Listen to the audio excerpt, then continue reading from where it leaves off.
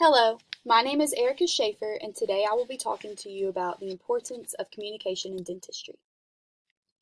Imagine yourself as a patient and your provider fails to inform you about your appointment that day or ask you any questions.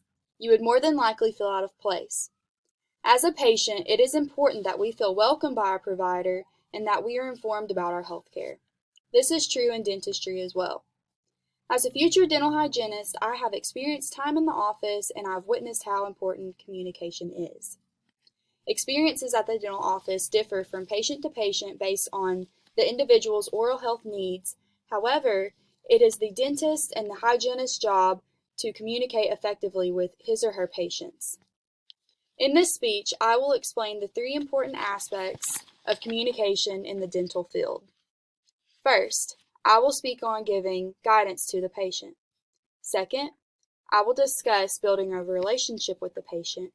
And third, I will explain the importance of communicating among the team at the office.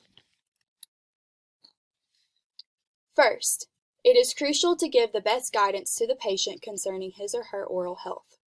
On February 23rd, I accessed the Patient's Communications, a guide for dentists written by the Nova Scotia Dental Association. According to this text, the overall goal of effective communication is to empower your patients with knowledge required to make an informed decision about their oral health. This allows patients to feel more comfortable about treatment plans and the actions being made toward his or her oral care. The patient will gain knowledge concerning his or her teeth with a level of trust to the provider. I will now move on to my next point. Second, it is essential to build a strong relationship with the patient.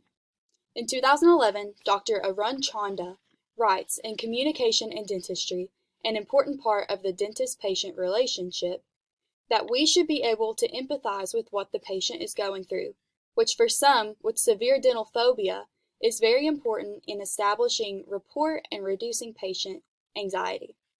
With this being said, there are two types of individuals: those who enjoy going to the dentist and those who dislike going to the dentist. Empathy and consistency are two very important traits to possess in dentistry. It is imperative to develop a relationship with the patient in which the individual feels welcomed and will feel comfortable coming back to the office on a regular basis. I will now move on to my last point. Third, it is necessary to communicate with each other at the office. In 2000, Kathy Jameson writes in Communication is the Key for Dental Economics that building a strong, open, and communicative team of professionals is a forward step in dealing with stresses and potential burnout. Communication is a significant factor to building a strong practice. If everyone is capable of working together as a team, everything will run more smoothly overall. Statistically speaking, as this profession can have a high burnout rate, the workers in which they will look forward to coming back to the office daily. In conclusion, today I spoke with you about the importance of communication in the dental field. Communication in dentistry and healthcare in general is imperative, as it is beneficial to both the patient and the provider.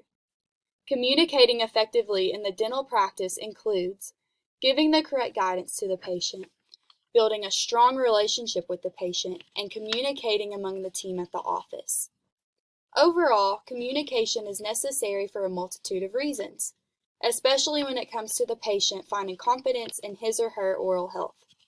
Correct guidance and relationships with patients will ultimately result in the individual loving his or her smile.